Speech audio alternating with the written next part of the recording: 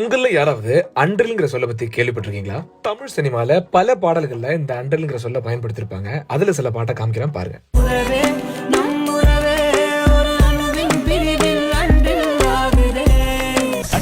திங்களில் அன்றில் பறவையாய் ஓடி போகா நீயும்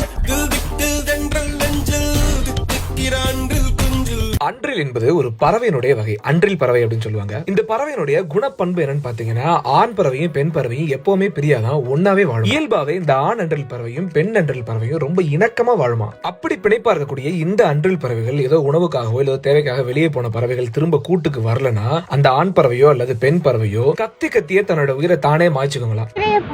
3 நாள் காதலிச்சுட்டு 4வது நாளே கட் பண்ணி விட்டு போற இந்த காலத்துல இப்படி ஒரு அன்றில் பறவைகளோட குணப்பண்புகளை பார்க்கும்பொழுது ரொம்பவே வியப்பா இருக்கு இல்லையா? அன்றில் பறவை இரட்டை பிறவி, ஒன்றில் ஒன்றாய் வாழும் பிறவி, பிரியாதே விட்டு பிரியாதே அப்படிங்கிற இந்த பாட்டு. அன்றில் பறவை இரட்டை பிறவி, ஒன்றில் ஒன்றாய் வாழும் பிறவி, பிரியாதே விட்டு பிரியாதே.